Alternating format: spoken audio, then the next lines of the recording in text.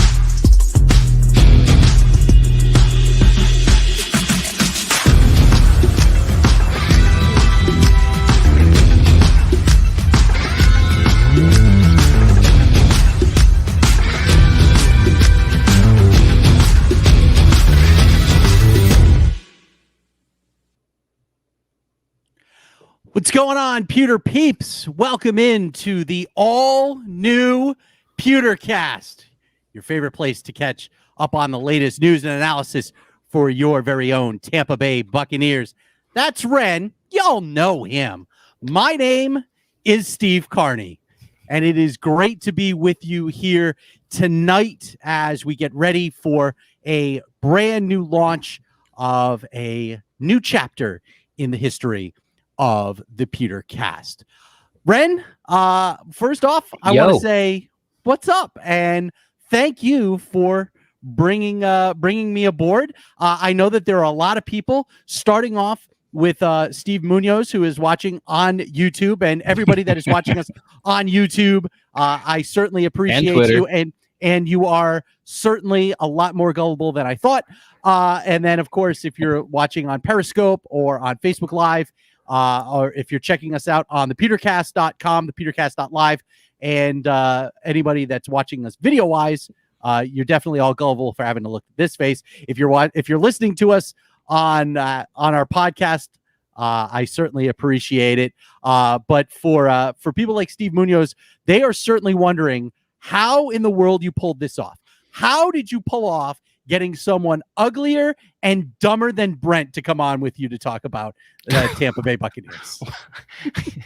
That's not nice, but it was a short list. All right. So for those of you that may not know who I am, because here in the Tampa Bay market, I'm pretty well recognized. But if you don't live in Tampa Bay, my name is Steve Carney. For the last 15 years, up until last November, I worked for for the Bucs radio flagship station, 95.3 WDAE and 98 Rock. I was the producer for the Tampa Bay Buccaneers radio network. I did pregame and postgame with Ronnie Night Train Lane and John Gilmore, and worked with Dave Moore and Gene Deckerhoff and TJ Reeves on the Bucs radio network side of things. And I've done that since 2012. So whereas some people may think of me as a baseball guy, I am a very, very big football fan and a huge fan of the Tampa Bay Buccaneers. So I'm really excited to have this opportunity to jump into a spot in a place where, you know, this fan base and the fan base for this show in particular are very exciting to me, because this is the place where I have found where so many Bucs fans love to congregate. They love to bitch. They love to moan. They love to complain when things are bad, and they love to wave their towels and show everybody why this is actually Champa Bay for a reason. I see people asking, how long have I been a Buck fan? I've been a Buck medium member. So there's a big difference between that and being a fan. Yes. So I tend to look at things from a more objective point of view. Now, I'm not saying that I'm going to be the devil's advocate for what goes on this this version my job. of the PewterCast. That's your job, Brent. but I'm here to, well, I mean, there's one thing that I can lend. It's a lot of credibility, because I have a feeling I'm gonna let you all in on a little secret here in the very first few moments of the PewterCast. My goal is to make sure that we are live at Raymond James Stadium after Bucs games. How about that? I'm putting awesome. I'm putting that out there right now. I want, for when we go live after Bucs games this year, that one of us, or maybe both of us, could be at Raymond James Stadium standing on the field, because they're going to let people back in the stadium this year. So that'll be really interesting. I hope that your endeavors are looked upon with open arms, and that'd be really cool. It'd be great. It'd be something, a new frontier for the PewterCast. But thanks so much for coming on and accepting. Pretty much for me, I know is it 95.3? I still call it 620. Yeah, you can call it 620 all you want. Yeah, it's 95.3 FM, 620 AM. But they use the FM signal because FM is cooler than AM. AM is all the old people. Yeah, so I mean, like for me, it's like their loss is my gain, and the listeners of the PewterCast. Like when I started, thinking about what I was going to do when Brent left, I was, it was like okay, it's like, first off, like, where do I want to go with this?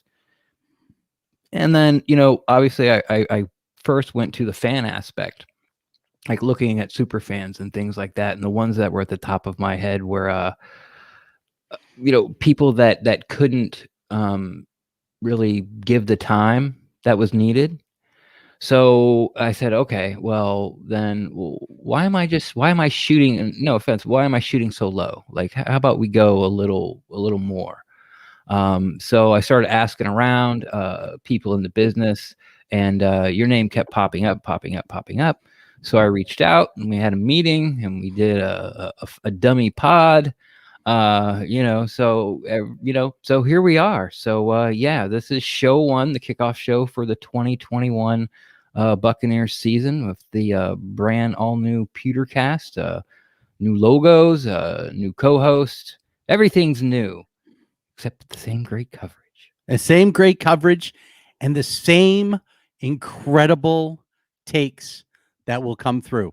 I'm going to act like a complete ass. Ren is going to have to put us all in our places, because that's what Ren does. You've listened to the show. We're still going to, yes, absolutely. We're still going to have the same clowns when we do live streaming that are going to go on and call me a giant tool, just like they used to call Brent a giant tool. They're gonna tell you that they need to fire me already. We're not even 10 minutes into the show, and we've got people already calling for my head, I'm Raheem Morris, or like I'm Barry Melrose of the Tampa Bay Lightning. I think it's hilarious that we are starting off the new chapter of the PewterCast on a day where that is just absolutely chock full. I don't think we could have picked a better week to start this this new endeavor, this next chapter. No, of not PewterCast? unless it was like pre-Super Bowl, like a couple of weeks before the Super Bowl. Yeah, Like but you don't want to start a new podcast right before the Super Bowl, even if it is the biggest moment that most Bucs fans will remember. Because you got to think about it. If you are under the age of 20, you probably don't remember the Buccaneers winning the Super Bowl the last That's time. true. That's true. It's amazing. It's amazing to think about that. But I mean, I got to be part of the Super Bowl coverage, which made me very, very happy. I love that. Yeah, you were there. I was there. You were For there. Super You were Bowl in 55. the I was stadium. there. I was in the studio. Close enough. You weren't not the in stadium studio. No. No. I'll tell you a little story about Super Bowl coverage here. Just very quickly before we get into the big goings on this week, and we got Levante David to talk about. We've got Chris Godwin to talk about. We've got the GOAT restructuring his contract to talk about. To go for 8. Here's what goes on for Super Bowl week. Normally, this year is completely different. Normally, how Super Bowl coverage works, and I'm going back to was it Super Bowl 43 in 2000 and 2008. Is that the last one? That was at Ray J? The Steelers and the Arizona Cardinals. Great game. The week of Super Bowl, normally there are, tons of radio stations across the country and around the world that are looking for people to give interviews on what's going on this week. What's the feel like here when the Super Bowl is in town? Where are the parties at? Have you seen Snoop Dogg? Have you seen the Playboy Bunnies? And have you seen Shaq? I must have done the Playboy Bunnies. I did not see the Playboy Bunnies. I did see Snoop Dogg, and I did run into Shaq. Okay. But I did not see the Playboy Bunnies. That might be a good thing because my wife might have killed me for that one. So I must have done, I don't know, somewhere between like 30 and 35 interviews that week with radio stations all across the country talking about how great it is to have the Super Bowl here in town. And on that Friday, I got a phone call from someone at the Tampa Bay Sports Commission that said, "Hey, you've done more interviews hyping up the Super Bowl than anybody else in town. Do you want to go?" And I was like, "Hell yeah, I want to go. It's the goddamn Super Bowl." And they said, "Oh, great. We've got a spot in the overflow tent in the parking lot that we might be able to get you in." Really? I said, "I'll pass." Yeah. This year was totally different though, because of COVID-19. There was very limited access. There weren't a lot of interviews that were given, and I wasn't working at the time for the radio station, so I didn't have to do any of those. But you did produce it for the Bucs Radio Network. I did produce the broadcast though for the Buccaneers Radio Network. Got to be on pregame. Got to give my prediction as to what was going to happen in the game. My bold prediction was that Leonard Fournette would run for 125 yards and have 2 touchdowns, and that the Bucs would win 31-21. And so, okay, yeah, I went out and said, like, I think the Chiefs are going to have a hard time scoring, and I put their max points at 17. But then I said 24 because I think that there's like a pick six or a punt return, something like that. I just threw that in there for safe cause. But seeing that beat down, like I still can't believe Andy Reid just let Mahomes out there to dry. It was I couldn't believe they didn't make any adjustments. They didn't run the ball. By the time they decided to run the ball, it was too late. So we both picked the Bucs. All right. Well, we shocking. Sorry about that, Chiefs fans. It is funny that the closest that the Chiefs got to the end zone was their streaker fan getting stopped just shy of the goal line. And so that just made me very happy to watch Andy Reid and company falling over and getting trounced and getting sent out of town, and watching Tom Brady and Gronk and Mike Evans. By the way, one of the things that we're going to have to get into at some point here tonight, not right now, but sometime here this evening, the worst Super Bowl tattoos. Okay. Because we've seen, I don't know if you've seen what some of them look like. I've seen a few. We've seen a few of them. I've seen a few. Yeah, that's something I follow closely on Twitter. There's some of them are Super Bowl tattoos. They are just absolutely horrendous. Well, that's Ren. My name is Steve. You're here with the all new PewterCast, episode number 1 of this new kickoff as we get ready for, well, the start of free agency here in a couple of days.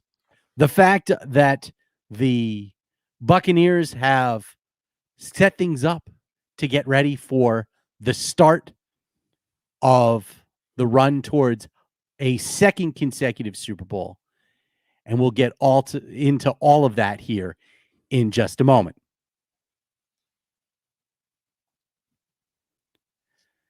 So the Tampa Bay Buccaneers have done yeoman's work here. Yes. This week. They really have. I think that when we started this week, that I know for me, as a member of the media and as somebody that has followed the Buccaneers for, the better part of the last decade, I looked at what their salary cap situation was.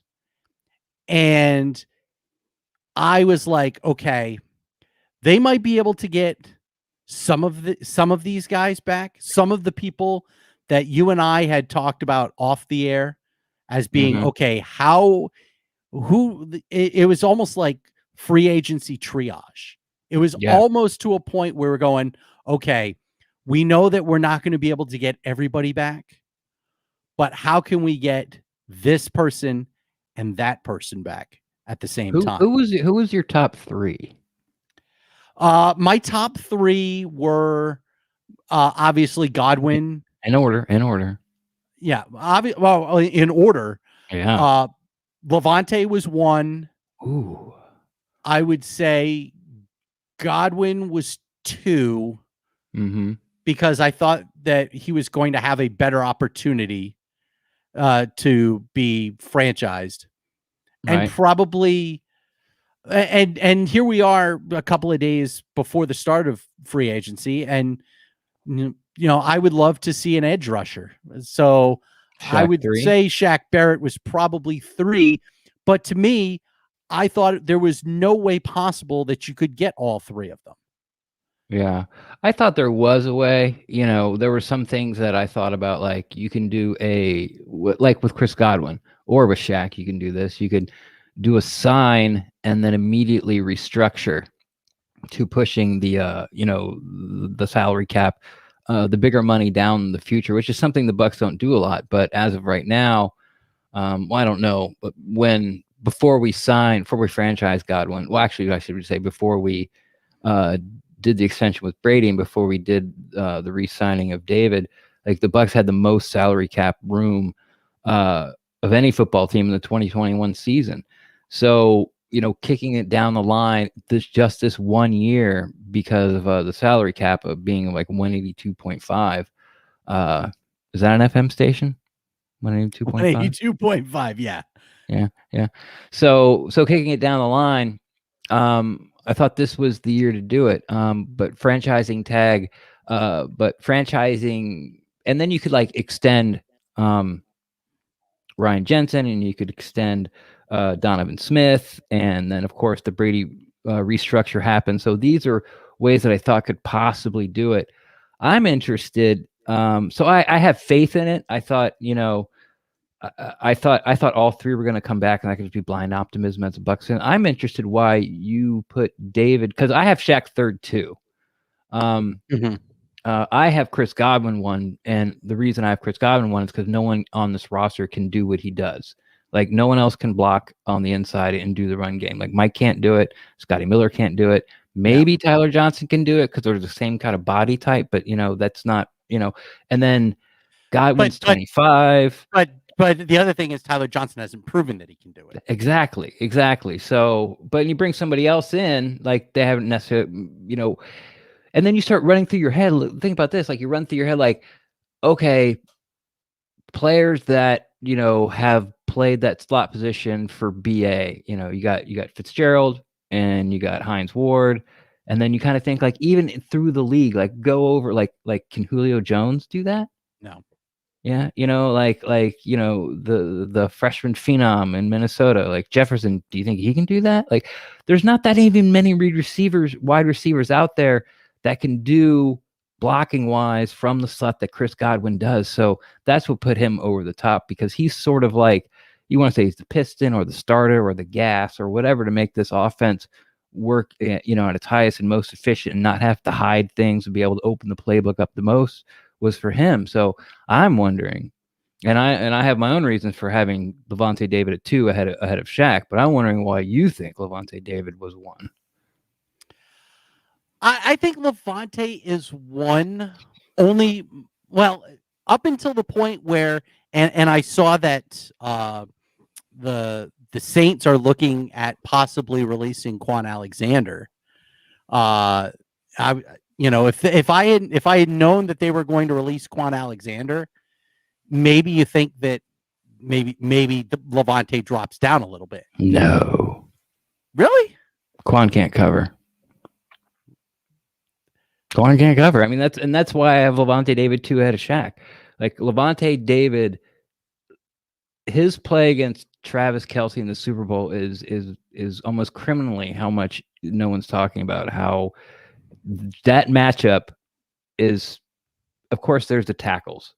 Yeah. The tackles and the pass rush. After that, it's Lavonte David, Travis Kelce matchup where his catches were like 6 yards, 7 yards. I think he had 2 pass breakups, maybe 3 against a guy who runs routes like a wide receiver. All these new tight ends that are 250, but they run like a wide receiver. Safeties are too small, linebackers are too slow, and they cause this huge problem. Boom, you got Lavonte David, who didn't wipe him out of the game. He got his catches, but as far as an impact, he wasn't there. So, and Quan can't do that. Plus, he guesses and run fit gaps, and he's always out of position. And I mean, I like him too, but Quan is my guy. I didn't know that. I've known Quan since the day he got drafted. I got to do the first interview with him, which was a lot of fun when he was coming out of LSU, and he was an interesting cat back then, and he's gotten more interesting as the years have gone on. And I was very happy when he was able to get the money from San Francisco. I know that he had his issues with the 49ers, staying healthy and then going to New Orleans and getting reunited with everybody's favorite Buccaneer, Jameis Winston. I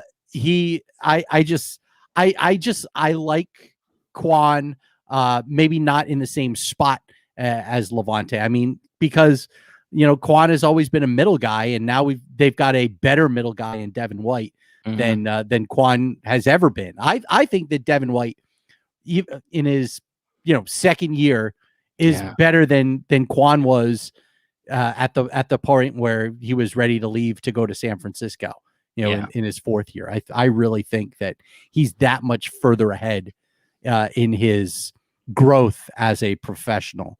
Devin White right now is already better than Pete Quan. Pick any Pete Quan year, and he's not even close to being at peak Devin. I can't imagine what peak Devin's going to look like. It's going to be so exciting. It's going to be exciting. Hey, let's get to this question from Frank asking about the whole void years contract loophole with Tom Brady, because the way that the restructure or Lavonte, sorry. Yeah. Okay. I will agree with that. The void years contract loophole, going back to Tom Brady, with his contract restructuring today, here on Friday the 12th, he was able to.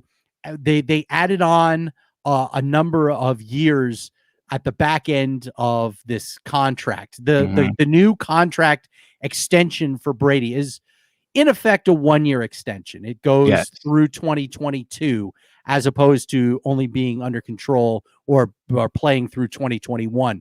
But what it does is it takes that the guaranteed money that Brady will get from this, and instead of spreading it out over or having it added on to just one season, which would be the 2022 season, it now gets spread out over 4 seasons, and it lowers the cap number. But what the other thing that it does is it adds a big dead cap number to 2023, which is fine. It's all about kicking the can down the road anyway. But so now instead of having to be on the hook in 2022 for what was it, $27 or $28 million for a cap hit. Now they take a dead cap hit in 2023 of, I believe it's just over $14 million. Yeah, and they did the same thing with Lavonte David, where they added 3 years to his contract, where they paid him 2 years, $25 million with $20 million guaranteed. And when you hear these things about Mike Evans has done it a couple times, Eli Marpet's done it once, how they're helping out the team create cap space. What they're doing is like the team still has to pay them. Like it still goes against the cap. It just doesn't go away. So what they do is basically they pay them in cash right now what their contract is, and so we'll just say Mike Evans is at $10 million. Okay. No, actually, we'll use Lavonte David. So Lavonte David, 2 years, $25 million. That's $14.5 million a year. So it got down to 13.5. So basically they gave Lavonte David $11 million, and those extra 3 years that they added on that are voidable, they took that $11 million and spread it out along those 4 years, being next year, which he's under contract, and then the 3 voidable. So if Lavonte David doesn't play after 2022, that money that they put against his voidable years will go against the salary cap, but it's not right now. And, this is something that a lot of teams do, but you sort of get into, eventually you got to pay the piper, right? Like, because the money doesn't go away. And that's what's happening with the Saints right now. Yeah. And what happened to the Buccaneers in the mid 2000s when salary cap hell showed up? Rich McKay paid everybody. Yeah, absolutely. Whether it was Warren, whether it was Derek Brooks, whether it was Rondé, all those guys. Lynch. Yeah, John Lynch. The Ring of Honor. Anybody in the Ring of Honor? Yeah. That's why they all left. Salary cap hell. And while you may think, holy Lord, that's why they do the void years, and they take care of it now. We want to win now and we'll pay later. So it's like reverse layaway. where you get the product now and you have to pay for it down the line. So I mean, welcome to the business world of the National Football League. Some of us are not smart enough to understand that. Did you see that tweet by I'm gonna get his name right, Sam Barrington, the ex-USF? Oh yeah, yeah. I know Sam. I didn't see what he tweeted out. But I've known Sam for a number of years. Okay, well, as some of us know, I don't remember that they were the Greyhounds, but I don't know what JUCO school it was. But Lavonte David and JPP were on the same junior college football team, and Sam Barrington tweeted out today that Lavonte David was almost a USF Bull. He came for a visit, and Sam was the guy that hosted him. Kind of showed him around because he was a second team all SEC or Big East, SEC, all Big East in 2012. So he was kind of like one of the big guys on the team, and he said that Lavonte David was almost a USF Bull, and instead he goes to Nebraska. Yeah, and he went to Nebraska, and JPP came here. So I thought that was pretty. I mean, that was something I never heard of. I thought that was pretty interesting. I didn't know that either. It makes sense though if Lavonte went to the same junior college as Jason Pierre-Paul, I would assume that almost any place that was looking. And back then, Jim Leavitt, who was the head coach of USF, was all about just trying to get the pieces that he needed to try and compete in the Big East. At that point, they had already gotten past the 2007 year, which was my final number 2. My final year.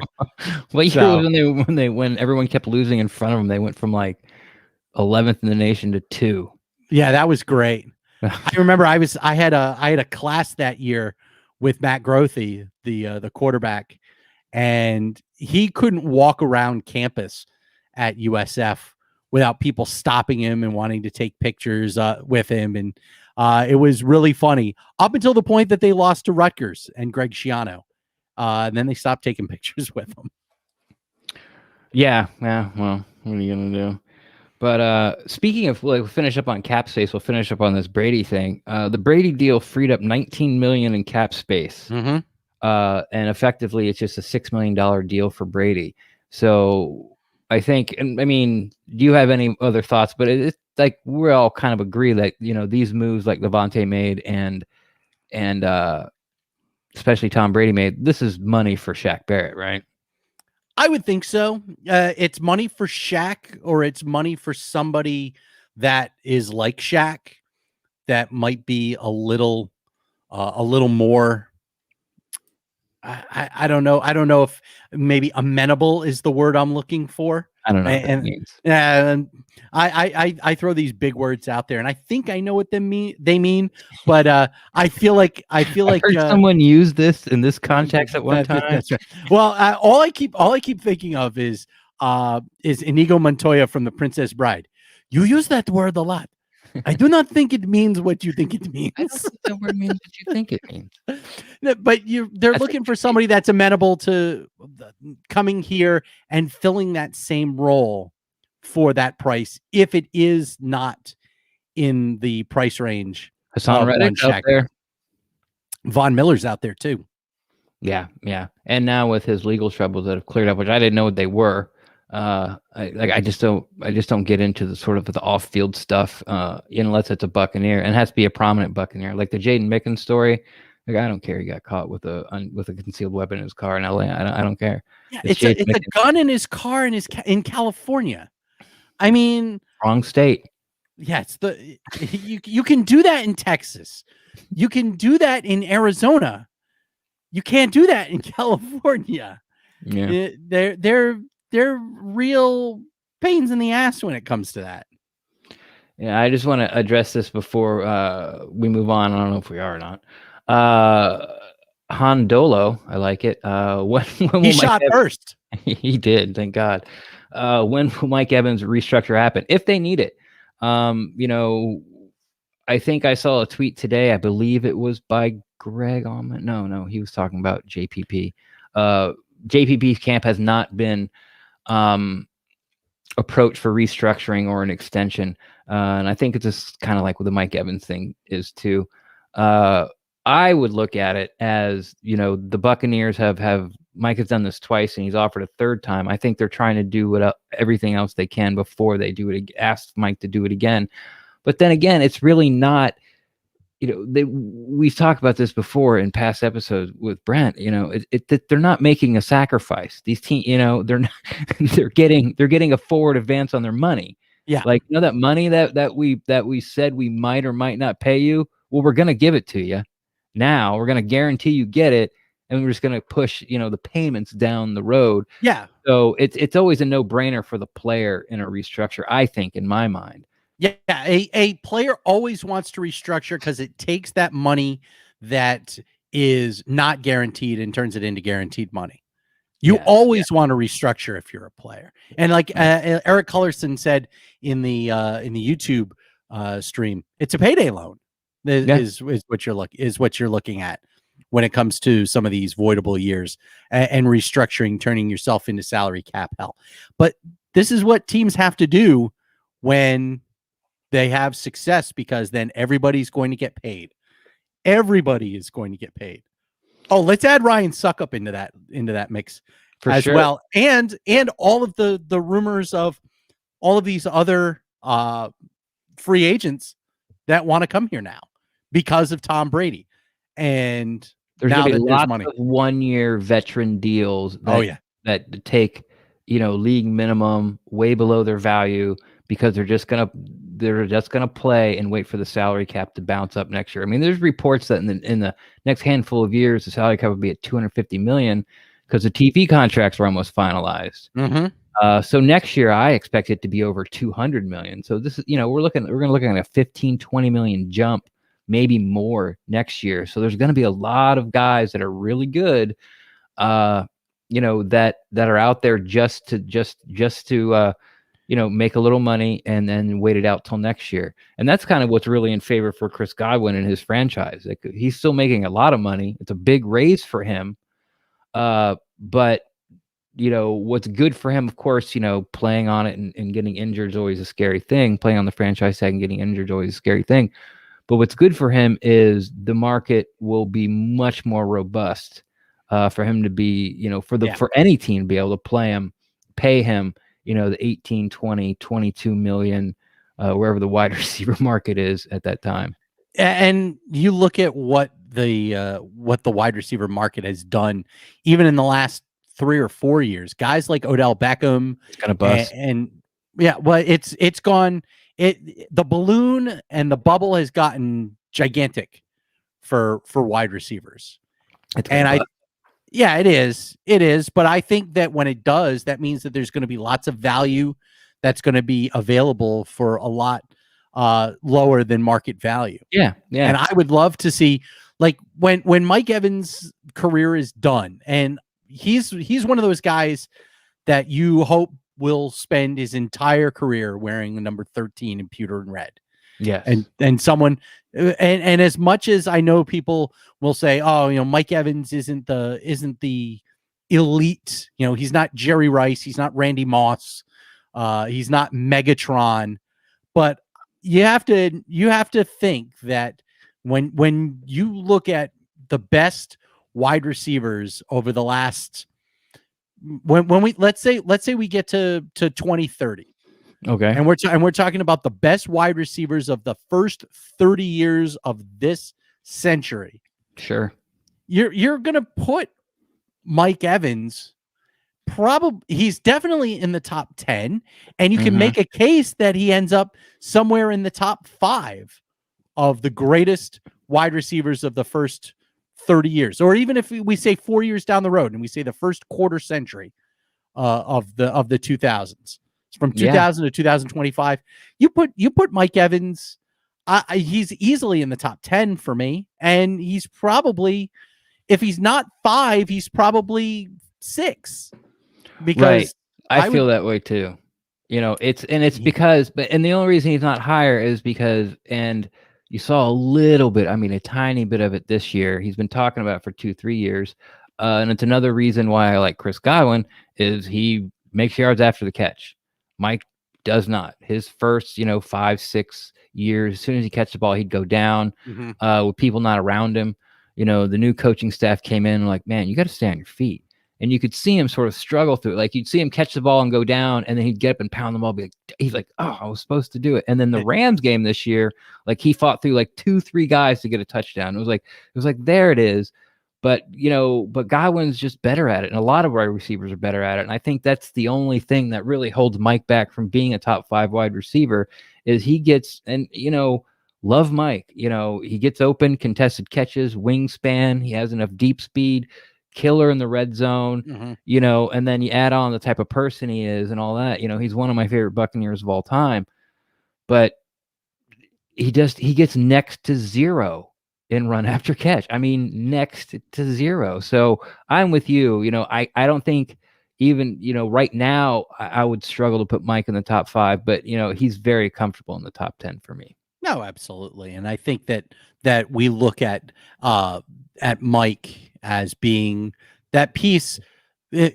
He's not, I would say when we look back at the success of this franchise offensively, you're gonna one of the first things that you're going to think of is Mike Evans above almost any quarterback other than maybe Tom Brady, which is amazing to think because we're talking about a guy that's played 1 year in a Tampa Bay Buccaneers uniform, right? And he's already in. He's bringing Super Bowls. Is he ring if he doesn't play next year?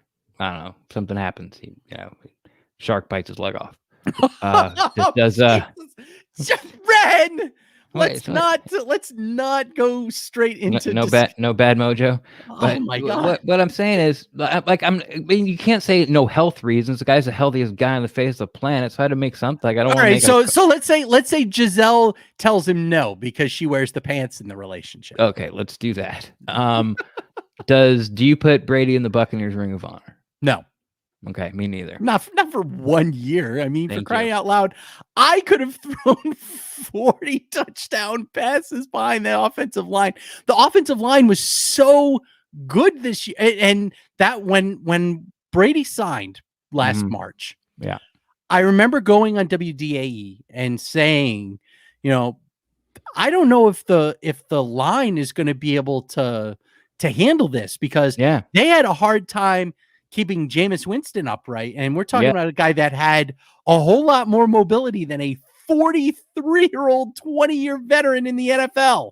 And the offensive line proved everybody wrong.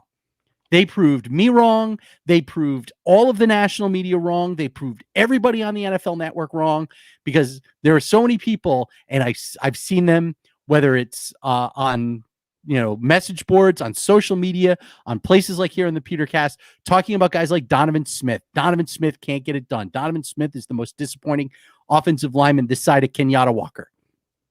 Donovan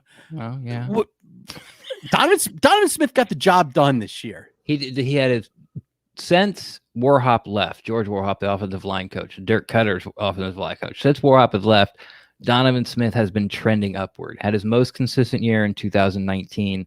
And had his best stretch of games the second half of this year by far. And it went from early in the year from they got to restructure or cut this guy for the first 6-7 games. Let's look at left tackle in the draft. It is so on the board. It's a good class this year. Yeah. No one knew we were, taking 32, but you can still get it. And now it's nope, bring him back. Extend him. Yeah. So but oh man, how many times we talk about Donovan Smith on the PewterCast, man? It's just do you hear the whistle blow? You don't? Then why are you stopping? Yeah. Well, I mean, he must have thought his first name was False Start for the first 5 or 6 years in his career because that's all you heard. False start, number 76 offense. It's oh, Jesus Christ. No, but I will tell you the best part of that offensive line and the smartest move that they made. Drafting Tristan Wirfs. Anybody? Do you remember back when the draft went on and when the announcement came out from Roger Goodell that they were drafting Tristan Wirfs, an offensive lineman out of Iowa, and people went, "You're drafting a lineman?" They wanted some splash move. Hey, this guy's available. You can get this running back. Why didn't you go after Edward Hilaire? Why didn't you do this? Why didn't you do that? We were happy. Here at the PewterCast, we were happy. There were a lot of. I don't know what happened down at the radio station. No, the radio station. We all saw him jumping out of the pool. Yeah, Casey Phillips from Buccaneers.com put out the video of him jumping out of the pool. On the pool deck on his feet, and I was like, damn. Yeah, I don't even know if I mean, I was an athlete when I was younger. But I mean, and there were some things that I could do. People were like, "Oh, that's amazing!" I could do that, and I mean it. I could, not anymore, but at one point I could do that. That I don't even I can't even wrap my brain around how it's physically possible. Plus, if you look, his shorts have pockets, so he's pulling pockets full of water out too. It's full of water. It's Jesus, man. Yeah. But what do you think? What Syrabi? Not only can I not spell Tom, I also have trouble reading. Do you think Tom had something to do with the O-line getting better? So, is the O-line were they getting falsely piled upon because of Jameis extending plays and not making the reads quick enough and not giving up on plays? or did they just improve so much this year, or is it because of Tom Brady knowing when to give up on a play, getting rid of the ball quickly, reading defensive faster, or is it a little bit of all three? Well, I think the first thing is that you didn't have to worry about injury for the most part with the offensive line. They were very, very consistent in being healthy all year. Remember last year, Jensen got hurt. They'd move Marpet to center, and they were bringing guys around, and it just didn't work. Yeah. And then of course you had DeMar Dotson, couldn't run block anymore. Being old and slow on the right side of the line. So I think the health aspect was a big plus. Even when Alex Kappa went down, I really think that Aaron Stinney. Awesome job. Yeah, dude made himself a paycheck this year. Yeah, he did. Made a paycheck for himself in 2021. Yeah, it's going to be hard to bring him back. But thank God the cap's so bad. Like if the Bucs were up against the cap like they are now, and it was a bigger cap, like not everyone was up against the cap, I don't think we could sign Stinney. And that's the reason they didn't give him not a futures contract, but people that are under control, what they did with Tyner, what they did with the tight end Tanner Hudson. The second year the second year free agent. So they're still under Bucs control, and basically what it is, if they offer you a contract, you have to sign it or not play. Yeah. But it's all based on performance and things like that. So Stinney kind of priced himself out against the salary cap that the Bucs have right now. So they have to kind of let him hit free agency because they don't want to pay him like $3 million to keep him.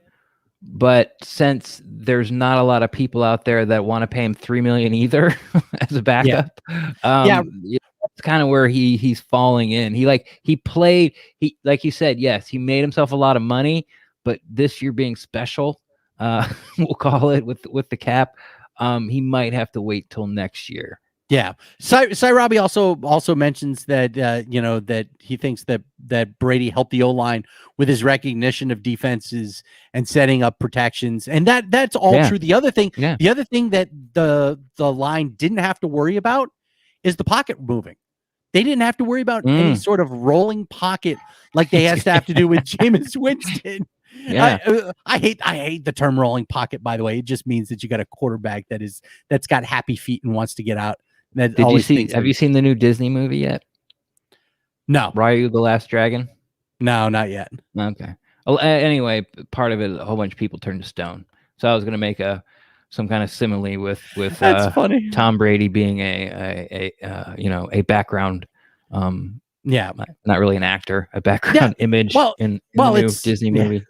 But you think about it, it's much easier for an offensive line if they know I only need to block here and not have to worry about if the quarterback rolls out to the right and changing my scheme to block this way, or if he rolls out to the left, then I got to move and change my scheme to that way. You know where the quarterback's going to be behind you.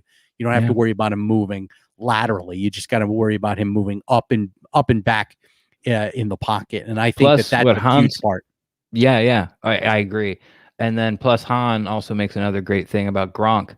During the bye week, after the Bucs went 1-4, sort of in that third quarter poll of the season, they came out of the bye week like, okay, if we're going to win, we got to keep Tom upright. And Gronk's production nearly disappeared because they kept him in as a fifth offensive lineman a lot of times, sometimes most of the time behind Donovan Smith. So that also plays into the factor. So I don't think the offensive line was nearly as bad. Like we're circling around back to the point, was nearly as bad as people thought going into the season. When Brady was signed, like, oh my God, how are they going to keep him upright and keep him alive? But I also think the addition of Tristan Wirfs, and the coaching that you've seen all these players, like everyone along the offensive line has trended upward. 2 years ago, Kappa couldn't get on the field in front of Benenocht. And I had there was an NFL analyst, someone who analyzed the NFL said that playing Caleb Benenocht is a liability Like, you That's should be bad. sued. Yeah. And Kappa couldn't get on the field in front of him. And then Jensen came here with all this fanfare, highest paid center in the league. And he did okay, got a lot of penalties. People were like, what do we pay for? Warhop goes. They bring in Keith Armstrong and Joe Gilbert. And you see, after 2 seasons now, everybody's trending up. Jensen, great year. Donovan, his best year. Kappa, his best year. And, we'll never know with Wirth. Is he just that special? And I'm sure it has some coaching to do with it too. But yeah, they really looked good this year.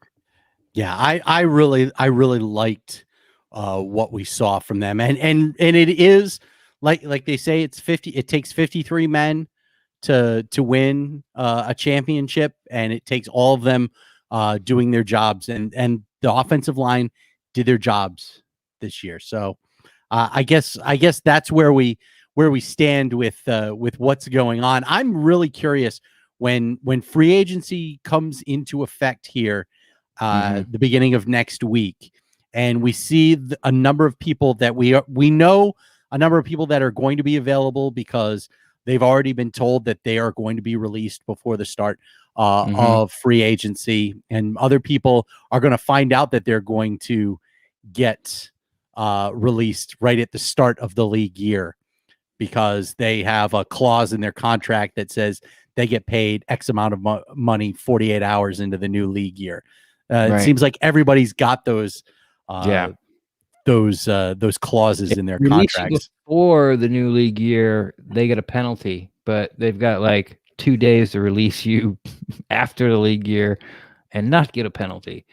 Because after that 48 hours, then you get a bonus. So there's going to be when the league year switches over, which of course is the start of free agency. Yeah, there's going to be a lot of players, even more players released. And then we're going to get to find out exactly what the Bucs are going to do when the draft comes around, because now comes all of the mocks, the mock people, anybody that loves putting together drafts. I always loved watching Riley Almond when he was at One Buck putting together his mock drafts with his old man sitting next to him, trying to get work done when Greg worked for the Times, and you would see Riley in the cubicle next to him in the media room. Yeah, we had Riley on the show way back when as our draft expert. He's still one of the most interesting people when it comes to drafts. I look at a couple of them. Mostly the guy that I look at is a guy that I've known since he was almost Riley Almond's age now, and that's Trevor Sikkema, longtime Pewter Report. Now he's with the Draft Network. Right. But let's get into the draft here in just a second. But this episode of the all new PewterCast is sponsored in part by our good friends at Iconic Sporting Moments. Let's get the name right here. Let's try that for day one. All right, so let's take two. Hey, this is live podcasting. Everyone's gonna really want to pay attention to this. Yes, and that's why I want to make sure that I get this right, because today's episode of the all new PewterCast is sponsored in part by Iconic Sporting Moments, whose aim is to evoke memories for sports fans that they don't just get from a regular poster or of a player or a team. They've got designs, much like the one that you're seeing here if you're watching us on YouTube or on Periscope or on Facebook Live.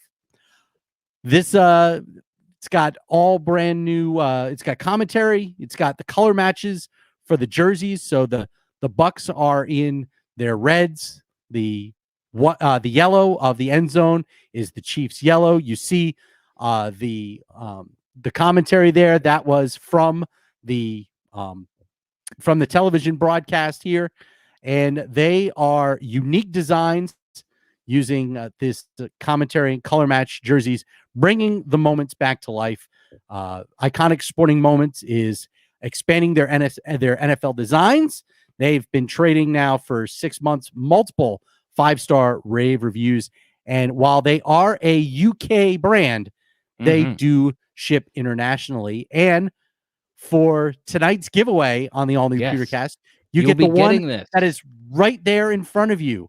The Tom Brady touchdown to Rob Gronkowski in the first quarter of Super Bowl 55.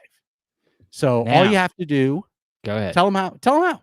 All right. This is what you have to do. After the show, I'm going to put out a tweet that's going to say PewterCast giveaway.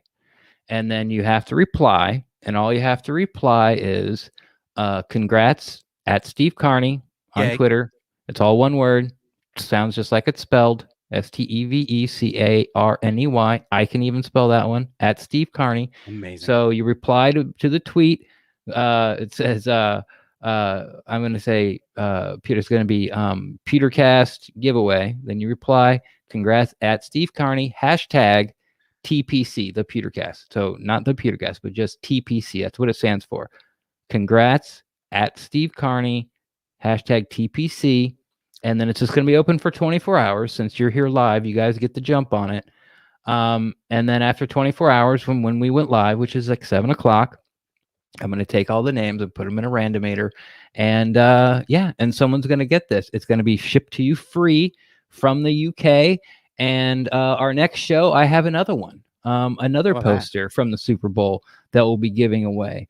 IconicSportsMoments.com is helping us out here and helping you guys out. Obviously, they're trying to drum up business. And what I find interesting is you can give them what play you want. Like if you want the Rondé Barber pick 6 from Philly, they'll do it for you. There you go. So, and if you're into baseball or you're into soccer or you're, hockey, any of these moments, and that's what they do. They print up on high gloss, real quality stuff. So to finish out, and we're back. To finish out, reply to, I'm going to send out a tweet that says, PewterCast giveaway, and then you reply to it. Don't quote it, reply to it. Congrats at Steve Carney, hashtag TPC, and you could be getting that in your mailbox very soon. Yeah, and check out their website again, iconicsportingmoments.co.uk. They are a UK brand, but they do ship internationally. And as Ren said, you can give them a custom order. They do custom orders, and they will give you a quote for any custom order. But now we'll get to some draft talk here, as we are just a couple of months away from the 2021 NFL draft here on the all-new PewterCast. I actually have to step away for a second, so this break's all gonna right. take a So little everybody, longer. yeah. So everybody that is on YouTube, while Ren steps away, we get to play. So, seeing as you all probably don't know a whole lot about me, I want some questions. It's an AMA time here on YouTube. So ask me anything. I see Eric Cullison talking about the same draft people that he and Ren follow, and wanting to talk about pass rushers and D-line being so weak. I definitely will give you my thoughts on that when Ren comes back, because I am a huge, I'll give you a spoiler, I'm a huge fan of the more picks, the better. So I would certainly, I'm a trade back guy, and I'll explain that again when Ren gets back. But yeah, you can ask me anything. You can ask me what it's like to work in traditional radio. I know that there are certainly certain people that certainly think that traditional radio is stupid. Traditional radio is not stupid, but it's different. Let's just put it that way. It can be a little different than how things work here in podcast and on YouTube. Oh, too late. You can't AMA nothing. I was gonna let you have your step away there, and allow you to indulge. And I was gonna do AMA. No, I never indulge, and everyone knows I smoke, so you don't have to hide that. I've said that many times on the pod. I'm indulging in a bourbon and Coke. So yeah, so no, I had too much water. So it was the other one. So now we're back from break. You gotta express yourself. What? Said you had to express yourself. I don't like using the restroom. I don't get that. Sorry, it's a bladder joke. When you express your bladder, you push it out. Okay, puns. Okay, good. Okay, Yes. I'm all here for. Hey, it's the first day. It's for everybody's first day. So the draft. Let's express the draft. Yes, let's express the draft here as it's coming up here in I guess we're looking at what, 5-6 weeks. I mean, it's not that long. No, it's very weird. It's like my internal clock is all messed up. Like, you know, it's yeah. Let's put this up here. That was a very Brent joke. Very Brent joke. Like I said at the beginning of the show, Ren got someone that is uglier and dumber than Brent to co-host with himself. I don't know how he did it. I don't know what to say to that. Like, I don't like. Am I supposed to say you're smarter and better looking than Brent, or am I supposed to say that Brent is dumb and ugly? No, like, You're supposed to say, yes, Carney, you are uglier and dumber than Brent. Okay. All right. We'll keep that. I'll put that in the back pocket. Yeah. Go ahead. You were saying something about the draft. I was talking about yeah. Like everyone's clock's messed up. Yeah, it's all messed up because like everyone knows like the Buccaneers, Buccaneer fans have been looking at the draft since November. Not only that, we're drafting so far down.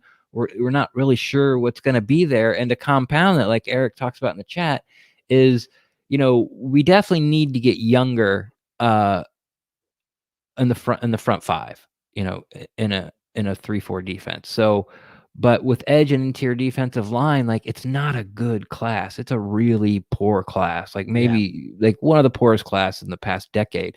So you're sitting there at 32, and yeah, you might get the best interior defensive lineman, but do you want a guy at 32 that no one else wanted to draft in the first round and he's the best there? So it's going to be very interesting. I think how this draft is going to end up going. Well, let me put it this way. At the end, I think that you'll be able to look at the draft, especially, day one, if there's a pick, day two, early day three. And I mean, early day three, like fourth round, like first round, day three. Whoever's picked in those spots match up their positions. And I think those are guys that the Bucs think going forward, they're not going to be able to pay.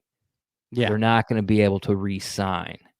And they're loading up for depth in the hopper there, because besides running back, which the huge debate, you don't draft running back in the first round. I get it. But if you play fantasy football, which most of us do, like, who are all the running backs taken first? All the guys taken in the first round, besides Kamara, but it's McCaffrey and it's Barkley and and it's Ezekiel Elliott. Like, those are the guys that are all drafted in the first round, and you want them on your football team. So yeah, I get it both ways. But that's kind of like the only opening spot for a starter, position. Somebody can make a big impact right away on this team. So yeah, it's going to be interesting. It's a tough spot, because I would love to go edge or interior defensive line, of course, but you don't know if they're worth that pick. Here's the thing that I like about being at 32, and that you don't have to worry about other. I look at it this way: at 32, you're going to know exactly what everybody else's strategy is going to be before you ever go on the clock. That's true. That first night. And so you're going to have the ability to look at the other probably 30 of the 31 teams. You're probably, because the Chiefs are going to be on the clock when you make the decision. When you're on deck. That you'll be on deck when you make the decision of whether you're going to take the pick at 32, or you're going to allow someone to move back up into the first round with your pick. And you're going to be able to get, because it's a day one pick as opposed to a day two pick, you can ask for a premium to move back up into day one. Yeah, because you'll get their second and probably their third. Yeah, exactly. And Eric asked, would I rather trade back or trade up? And my opinion is always to trade back. If I'm looking at either trading back to get more picks or trading up for a pick, I'm always going to look at trading back first. Mm-hmm. I like even last year with Tristan Wirfs, I was thinking, even though they had to move up a pick to get him, right? I at when they were scheduled to pick at 13, I'm going, okay, the way things are working out, I've got a possibility that Wirfs is going to be at 13 until the point where you realize that Wirfs probably isn't going to be at 13 and you have to, and that's when you move up. Then you trade down. That's the only time I trade up is if I believe that one of the pieces that I'm looking at is not going to be there where I am. If not, I'm looking at trading back because I'm all about trying to I use the law of large numbers. The more picks that you're going to have, the higher the likelihood is that you're going to hit on one of those one of those picks, even if it's a 6th or a 7th round pick. Look at Cody Grimm. Cody Grimm is the perfect example of you turn a 7th round pick into a useful piece for a couple of years. Yeah. You're not looking at someone in the 7th round. You're not looking at someone that you expect to make the Pro Bowl. You're not looking at somebody who's going to be an all NFL, but you're looking at someone that you think is going to be a could be a serviceable piece moving forward. And I thought Cody Grimm, well, not great. And not great. And I wouldn't even say good. But Cody Grimm was during his time when he was healthy here with the Buccaneers was an average player. And I think that when you're looking at a 7th round pick, those are guys that normally you would expect to see on your practice squad. Yeah. My thoughts are, like day 3 picks, especially after the 5th round, maybe even including the 5th round, are specialists and special teams guys, or guys that are completely one-dimensional. Like that's when you go for the receiver that's just fast, or you draft your kicker, or you draft your punter, or you draft not in the 2nd round, Jason Light, or you draft the guy who, or you draft the running back who can't run between the tackles, but has great hands out of the backfield, can make people miss in space, but doesn't have the ideal, speed or maybe ideal size. Like, oh, he's like 5'2". Okay, that's a little short. He's like 5'6". So that's kind of how I look at it. And I'm with you about trading up and trading down.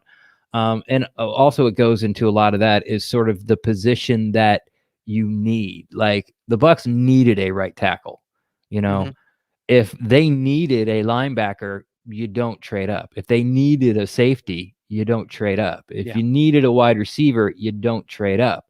But an offensive lineman, a quarterback, an interior defensive lineman or an edge guy, a corner for sure. Like those are the positions I'd trade up for. But I'm with you, man. Anytime you can trade back, I want this draft for the Buccaneers. And if I had, my druthers, which I don't, and I don't know who they like and who they don't like, I would trade out of the 1st round.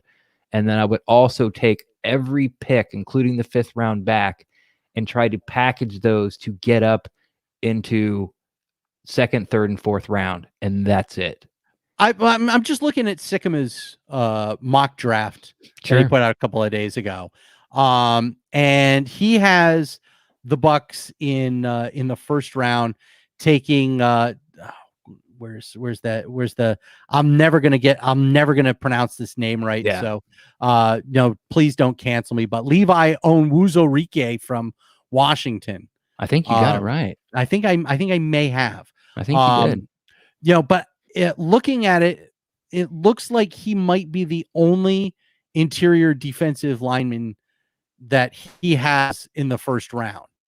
Yeah. And the other guy fact, who as I work my way back up, a lot of is Barmore. The Christian Barmore is the next one that Sycamore has, and he has the Cowboys taking him at 44. Right. So exactly. So I think that that's the perfect time.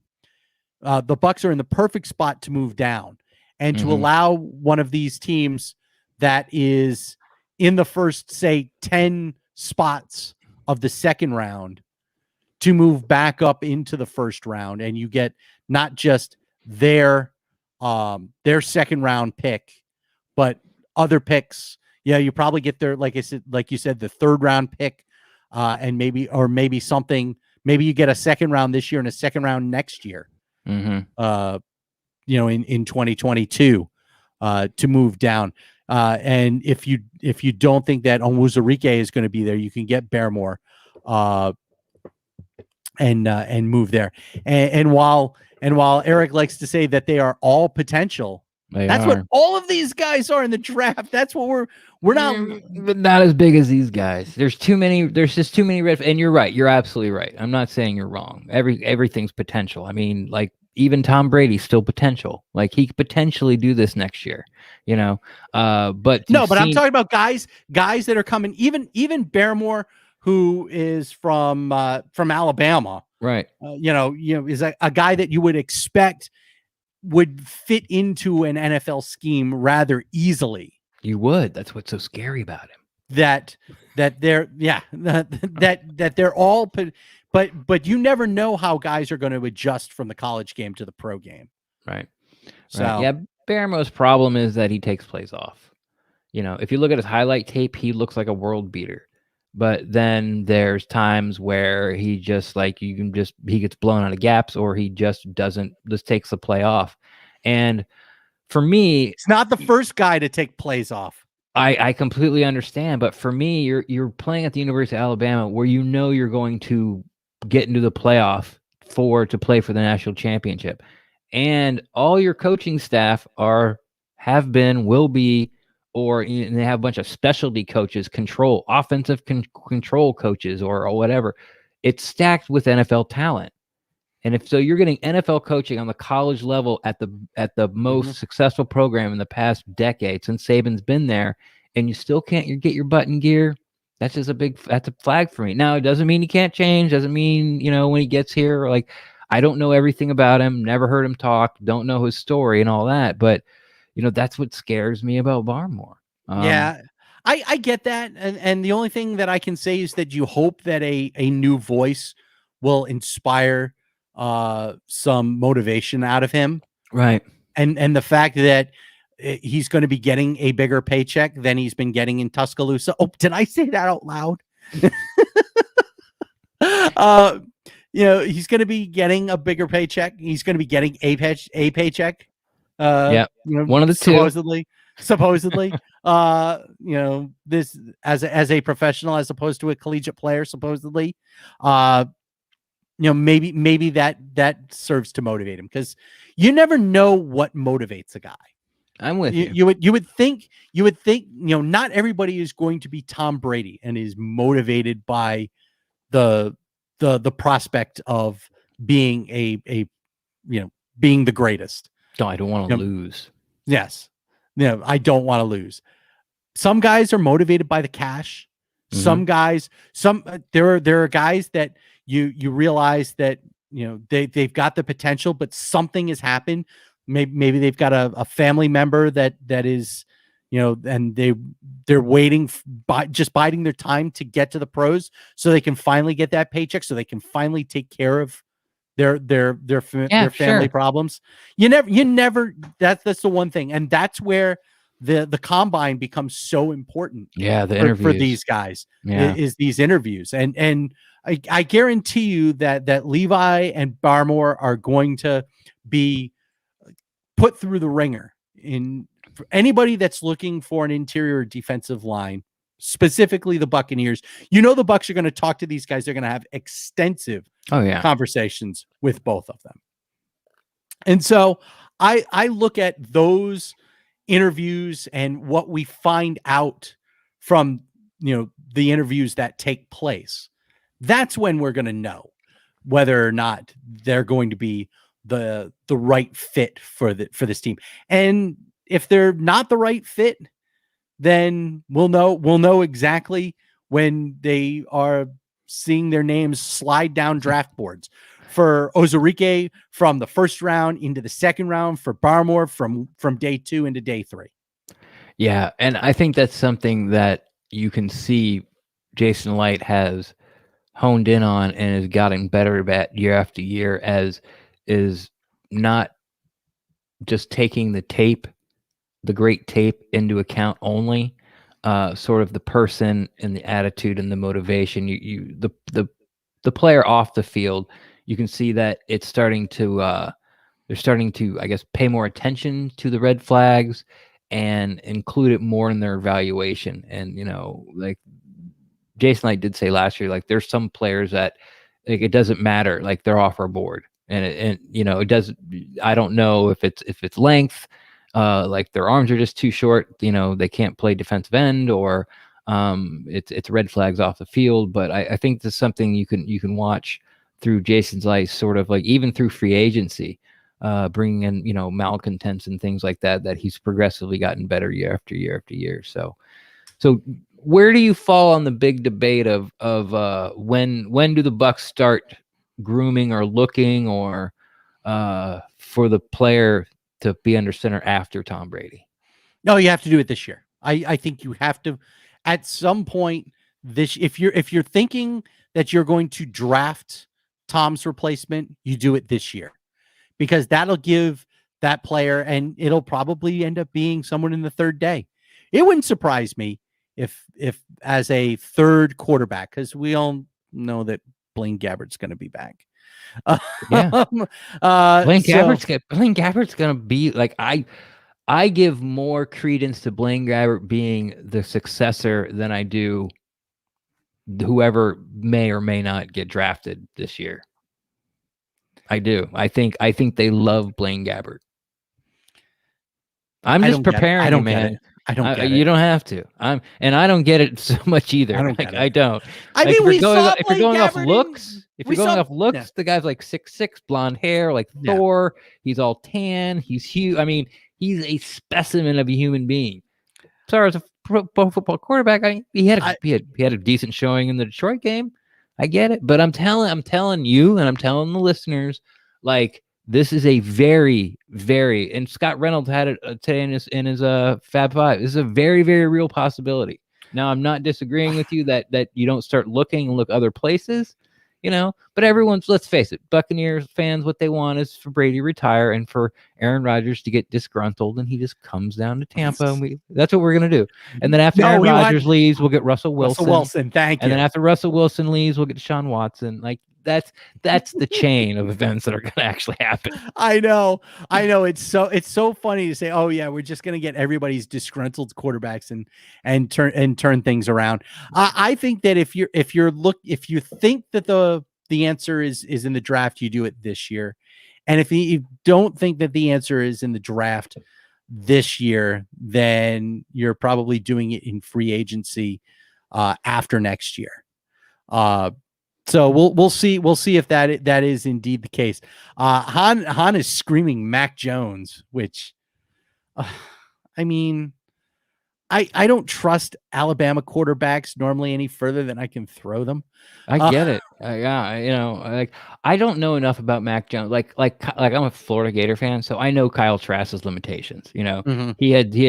He had some first round talent that he threw to, and he threw a lot of 50-50 balls. Now he makes quick decisions and he's accurate with the ball. Yeah. And he's a little mobile. He'll get you a first down if, push comes to shove and things like that. And his arm's strong enough, like, they can all throw.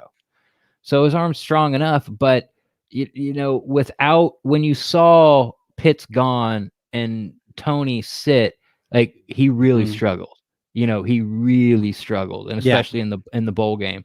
With Mac Jones, like, he puts up the same production as Tua, who, before he blew his hip out was like God's gift, then he blew his hip out. Except Tua was crystal, even at Alabama before he blew his hip out. Yeah, he did, true, but as far as his but everyone thought he was the next coming of Andrew Luck, and then Joey Lawrence. I was calling Joey Lawrence. Trevor Lawrence comes on the. Lawrence? Yeah, I know. Whoa. Now it's Trevor Lawrence, and all of a sudden Mac Jones is nobody who puts up the same numbers as Tua did at Alabama. So I haven't watched enough of them to be able to say, you know, I can talk about what I see with Kyle Trask and Mac Jones, but I mean, you know, it's the same offense, it's the same 5-star recruits, and you know, Tua is like the next, you know, guy, and Mac Jones does the same exact thing, and it's like, Mac Jones. So, you know, I'm not a fan of Alabama quarterbacks at all. I don't blame you. Before Tua, why would you be? Yeah. And Tua really hasn't he hasn't you know, set the world on fire and down in Miami either. As my old friend Pat Donovan likes to say, let Tua play a full 16 game schedule, or now a full 17 game schedule, and then get back to me. Right. So yeah, we'll see how that works. Eric says, you know, would you trade for Jacob Eason from the Colts with the conditional 6th? I don't think you're gonna get Jacob Eason for a 6th. Yeah. Not after what but not after what the Colts spent on him. So I don't. Who's the Colts quarterback next year? Didn't they go out and get somebody? They traded. Did they trade for Carson Wentz? Yeah. Okay. Duh. Yeah, I knew somebody. Sorry, I've been in such a Super Bowl haze, man. I'm telling you. And getting, you know, like the new logo and the graphics and trying to get in contact with you. Yeah. By the way, thank you, Mr. Smith. We love that you enjoy these new logos. Yes, the all new PewterCast is here. So one person likes it. Everybody else just hates me. They all want you to fire me and bring Brent back. Yeah, but they're just like, they'll warm up to you. Yeah, you know, we had somebody in here just like busting on radio, people trashing radio, and so it's just like, so he's gone from now. Yeah, well, I put him in timeout, then he came back and did it again. And it's like, okay, buddy, you got to. And yes, I talk like a radio person, because guess what? I was a radio person. Yeah, so I don't know. I'm more than when this first happened, Brent told me he was leaving. Like, I wouldn't have been in my wildest dreams that I would have got someone with your experience and knowledge, you know, to come on the show. And I'm ecstatic beyond words. So, like, don't pay any attention to that crap. I did it because I like what you guys did with the PewterCast, with the original recipe. Now it's gotten extra crispy. And you know, I love being able to go back and forth with Bucs fans. It's enjoyable to me. I really love it. And the fact that we're going to get to do this now on a more regular basis.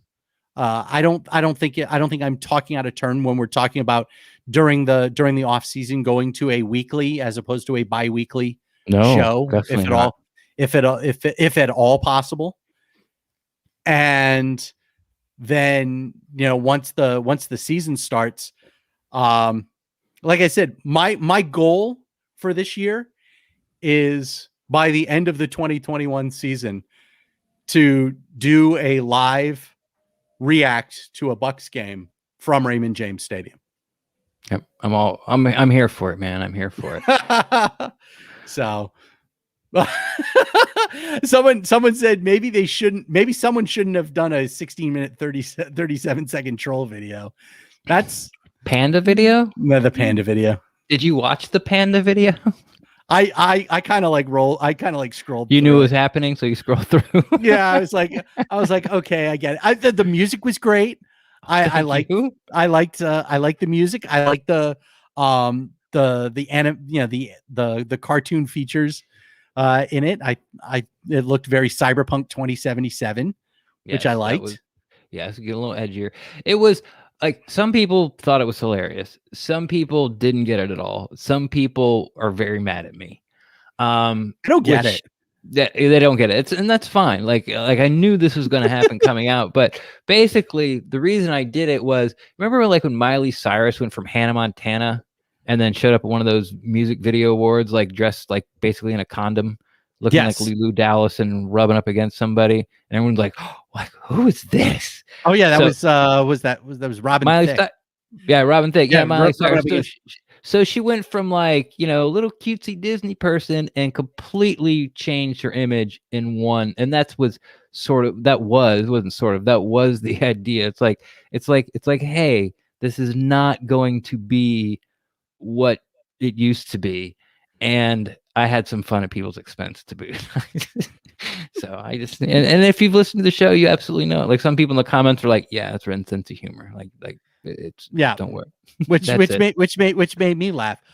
Frank's asking about outside of our own free agents, who would you like to see the Bucs bring in offensive and defensive wise? I haven't looked yet. I will be looking very soon. Frank wants us to bring in Gerald McCoy. I know that for a fact. Oh, are we going to talk about that? That's a hard no from me. When we did our run through video, it's a hard no from Frank too. I just love messing with him. That is a hard no from me. Like he just, it's just for so many reasons. And this was a topic we discussed. Because Gerald McCoy had not come out and said I'd love to be a Buccaneer when we did our, our practice run through, and that was like almost 3 weeks ago we did that. So. Wow. But Gerald McCoy did come out because you told me a Gerald McCoy story, which of course fits right into my narrative of why I don't like Gerald McCoy. But which is hilarious because I know that you and Gerald McCoy would actually get along really well. I'm sure I would. I just don't want him to be the leader of my football team at all. There's so many people that I've talked to that are in that exact same boat. And I'm there. Like that's the one thing. You understand their reasoning. I understand the reasoning. And right now, all I know is that if Gerald McCoy were to come back to the Tampa Bay Buccaneers for 2021, he wouldn't be the leader of that football team. Not as long as tell that to Gerald. Yeah, well, Gerald's going to learn the hard way when he gets 3 fingers poked in his eye by Jason Pierre-Paul. Yeah, and then he pouts. and half a thumb. Yeah, and then he pouts and turns into, pouty Gerald, and then everyone's got to go run over and see what's wrong with, oh, Gerald, you okay? Like, no, I don't like, you don't, from what he brings as a player now, it's not worth it. It's not worth it. Well, he's been that whole Achilles thing that happened in camp last year was unfortunate. That's a freak accident, but yeah, at someone Gerald's age, you don't come back from that the same player. And he knows that. And the problem is he knows it, and the bigger problem for him is that everybody else in the league knows that too. Yeah. So yeah, and I just what Eric kind of said, 20-minute press conference on how he needs to be better. Like I just at the end of Gerald, look, and I always say this, and I think it needs to be said, because as a human being, I think most of us should strive to be someone like Gerald McCoy. I want to strive to be to make the amount of money that Gerald makes to take care of them 5 kids he's got. Yeah. Okay. Good luck. So you mean we're not going to get that here from the PewterCast? Not today. Not after that panda video. So having said that, I kind of lost my train of thought about what I was going to say about free Gerald. Agents. We're talking about Gerald, about what a great person he is. Having said that, I had a point, but anyway, it's the same thing as it always is. Like he always has to be the person. You don't want to be the football player. I don't want him. I'll be the football player. I just don't want him as a leader on my team. Yeah. And the problem is all the things that I don't like about Gerald McCoy as a football player, he thinks he's good at. Like he thinks he's a good leader. Like he thinks he's saying the right things. He thinks that, it's always everyone else's fault with Gerald McCoy. He wants all the glory, none of the blame. He's not going to fit in the locker room. What he brings for the team after the Achilles injury with his age isn't worth the baggage. Like, I'm not saying he's a bad person. He's a big crybaby, and I don't want to hear it. I think the problem with Gerald is that he really didn't have anybody here to show him how to truly lead on his side of the football. And then when he left and went to Carolina, he was gonna end up hanging out with a guy that I don't think is a very good leader either, in Cam Newton. So I can't stand Cam Newton. No. No, When so Gerald went to the Panthers, I was like, oh God, those two are going to be like best buddies. As they and they sit in the were corner. Yeah, and they sit in the corner and look at everybody crying. after a loss, blaming on, like, pointing fingers, like in their head, like, yeah. Well, it's not our fault. We're over here. It's all your guys' fault. Like, I could just see it. See it. Every time I think of that visual of Cam and Gerald McCoy sitting in a corner crying, I think of Rich Eisen doing the 40 in his suit, and when he couldn't break 6 seconds, he's like, got slow. Got to be faster. Like all I keep thinking of is Rich Eisen at the combine running in his suit and running faster than Gerald. So yeah, did he run faster than Gerald? No, but no. 5'9" in a suit, in a 3-piece suit is pretty impressive. Yeah, at his age, it's not bad. Yeah, free agents. Outside of the organization, the one thing for me is looking at edge rushers that may not be Shaq Barrett if Shaq decides that however many millions of dollars for X amount of years is not enough, and now that he's got his ring, he's ready to move on and do something with another team. Sure. So I'm looking at guys, and like I said, Von Miller is a guy that I'm certainly interested in, because you know that he's not going to be a guy that you're going to see out there. He's not a 4-down player anymore. So I like Von Miller. I think Von Miller is a guy that Bruce Arians and Todd Bowles would be able to go to and go, you want to come here. You want to be a part of this. And he would look at it and go, you're right. I do want to be a part of this. So yeah, Von Miller is my guy. He's your guy. He's your number one guy. He's my number one outside of the organization. Right. Like, I really don't, I'd probably rather have Hassan Reddick. He's younger. Doesn't quite have the pedigree. Obviously Von Miller does, but I think he's right there as far as talent. But I'll kind of go back to what I was saying at the beginning. Like, I really haven't looked. Like, we need to find a swing guard tackle. Center. We need to find somebody that's not 32 years old, that's behind the linebackers, with signed Mentor today. So they need to find a younger Mitch is inside a special linebacker. Teams guy, though. He's special teams captain, backup. But you got to fill out your roster to be able to play before the draft. Like, after free agency, if this is the team I got to go and play with, I have all my positions covered. So, there's going to be some probably just run stuffing defensive linemen that don't give you any third down pass rush because they'll be on the cheaper because of the salary cap. And then maybe, Khalil Davis, the twitchy defensive tackle that doesn't fit Todd Bowles' defense at all that they drafted last year, could replace him on third down. So kind of replacing two players with one, things like that.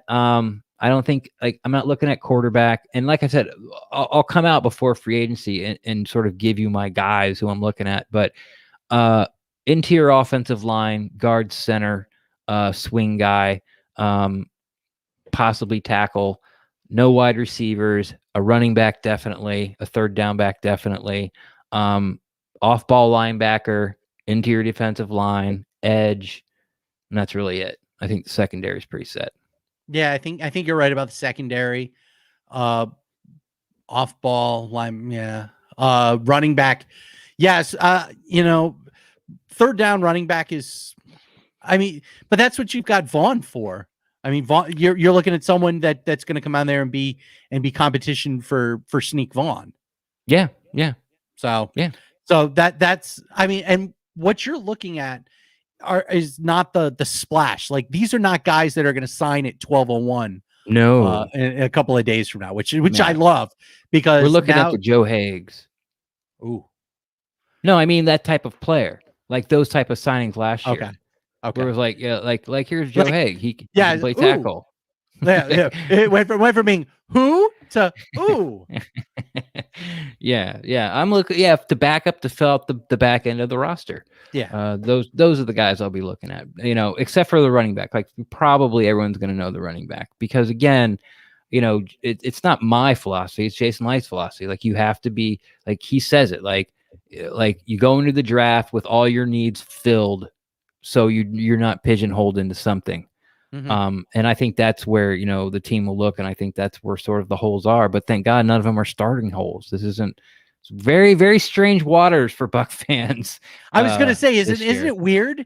Isn't it weird that we don't have to worry about, oh my God, who's going to be our starting cornerback or, who's going to start, who's going to be the guy that's going to replace Chris Conti in the, in the secondary after he gets stiff armed out of his shoes and has to go home crying. Russell says that Succop should be signed immediately. I think you and I have when we did our dry run here a couple of weeks ago, we both agreed that Succop needed to be signed. I thought it was hilarious that I was ready to make a bit of a case as to about $250,000 in cap money, which I think is hilarious. Now that I've had some time to go back and look and think about what I'm saying. I'm like 125. Yes. 15. I don't know. Yeah. And you're like, what about, and I'm like 125. I'm like, okay. And you're like 15. I'm like, 175. And you're like, that's $500,000. I'm like, yeah, but the 500,000, like you can't get anything for $500,000 in the NFL. You can't even get the 1 cent candy at the bottom at the convenience store. It's like they'd be lucky to sign you for $500,000. I was like, really? $500,000? I'll do it for one day. Fine. Okay. It was kind of like when you had this whole thing come up with a brand new co-host, and Levante David said yes, and then Jason decided he was gonna pay him more money, and he was like, sorry, you're stuck with Carney. Like Levante David, I was taking, he was taking radio courses at Connecticut School of Broadcasting. To get his voice down, because he's not the most boisterous type of guy. So yeah, we were also he's a quiet leader. Yeah, exactly, the silent assassin. So, but Jason Light signed him back, so I've been scrambling and got stuck with. I'm curious through this through the whole tease process, and sure we've been talking, and this has been coming together over the course of the last 6 or 8 weeks. Mm-hmm. Who was the most outlandish guest that you got? Did you get anybody outlandish? Like I saw people saying it was going to be Jay Retcher or JP Peterson, which I really thought was funny. I did too. I thought that was funny too. I thought, okay, here's one for me. When I tweeted out the last clue, the one with 2 things that scare me and one of them nuclear war. Oh, by the way, shout out to Rhett from Cannon Fire Podcast. He got it. He was like, "Congrats, Steve Carney." I know, I saw it. I had to. I know you told me not to, but I had to like that one. I was like, "Oh, okay. did you?" Yeah. I was like, "Don't react." Oh, whatever. Yeah, I had to. Okay, it's fine. He did get it. So, so I tweeted that out, and I got John Momola, your old station manager, quote tweets it and says, "I know there are rumors, but I'm not the next co-host. I wish the best of luck to whoever, him or her it is, in their ventures going forward." And I'm like, what? Like your name's never popped up to me. I'm like, okay, so they're talking about you in the hall. They're talking about us in the hallways at 620. There you go. Oh, John, you're leaving, huh? Is that it? Oh, you've always admired the PewterCast. Because when Brent decided to step down, was somewhere in the midpoint of the season, I put out a teaser tweet about saying, like, don't miss this show, big news. And John Momola was in the chat. I don't know how long he was in there, but he just he gave a little nice message to Brent, like, I've always liked the PewterCast and what you guys do, and best of wishes, Brent. But I guess that was the most outlandish one. I mean, when I did the video, and people thought it was himself. And people thought it was going to come live. Like there was like, people were mostly just playing around, but like, let's see. There was like Lita Kemper, Ira, my cat, was one. Yeah. Somebody said Pulowski. There was that's a 4-letter word that's 11 letters It's long. just getting back to the point where you can say it out loud. Where people like don't you're not there yet. Fine. I'm not. And that's fine. Hey, shout out to Shooter in the stash in the chat. Oh, there he is. I like those guys. Shout out to Shooty. This is the all new PewterCast. And thanks for coming in, Shooter. We've been going for an hour and 40 minutes, so we're gonna wrap it up. Yeah. It's definitely been a while. I do want to mention one final time again. Ren is going to put out the tweet here as soon as we get off the air for our giveaway. Thanks to the folks at Iconic Sporting Moments that are doing a Rob Gronkowski Super Bowl touchdown poster done by the great folks there at Iconic Sporting Moments. Again, iconicsportingmoments.co.uk. Ren is going to put out the tweet. You have to reply to that tweet with congrats at Steve Carney, #TPC. Again, that's it. And you'll be entered to win. And if I'm going to put everyone's name in a randomizer and free of charge, Iconic Sports Moments is actually going to pay the shipping for you and us, I guess. There we go. And it'll show up at your front door. So, So thanks for joining us live. That's sort of like your bonus for, not being mad enough to boycott the first show because of the panda video. And you'll have a leg up on everybody because the podcast will go out tonight and it'll be live at midnight tonight. And for people that listen to it during the day, we'll have about 7 hours. Well, I don't know, less than that. You're gonna have a few hours. You're gonna have about 18 hours from the time it goes live. So this giveaway is going to run through 7 p.m. Eastern on Saturday, March the 13th. So if you're listening to us after March the 13th, you are what we like to call SOL. So again, you want to go to @thePewterCast to our giveaway tweet that Ren is going to put out here in just a moment and reply with congrats at Steve Carney, #TPC, and you will be entered. But that'll do it for episode number 1 of the all new PewterCast. Make sure that you subscribe wherever you're listening. Hit like, comment, and subscribe in YouTube if you're watching on YouTube. Also, follow us at the PewterCast on Twitter. You can follow Ren on Twitter at Ren_Dext. I am at Steve Carney, and make sure that you check out all of the platforms where we're doing the podcast. Again, Apple Podcasts, Spotify, Stitcher, Google Play, iHeartRadio, wherever you're looking, that's where it's at. So hopefully, and we should finish with this. I'm sorry, and I'll let you wrap it up. But we should finish with this, and it should have been somewhere in the opening, but I'm sure we'll get to it. We'll figure out kind of how we're going to do this. But we have been selected to be the exclusive Buccaneers podcast for the new Fan-Sided Podcasting Network. Yes. So all of our podcasts will show up on most, if not all, Pewter Plank, who is their blog spot. Fan-Sided blog spot for the Buccaneers will be on there. We'll be embedded in there, so you can also get our podcast there. Really excited with Fan-Sided.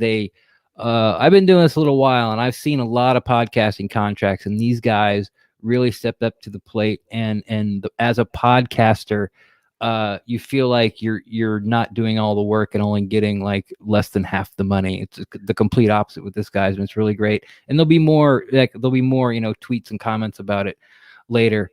So that's another place you can find us, and a big thank you to the Fan-Sided Network. Shout out to the Fan-Sided Network for being the official home of the all new PewterCast. But that's going to do it for episode number 1. So go ahead and subscribe, like, comment, do everything that you need to do. But most importantly, Bucs fans, go buck yourself.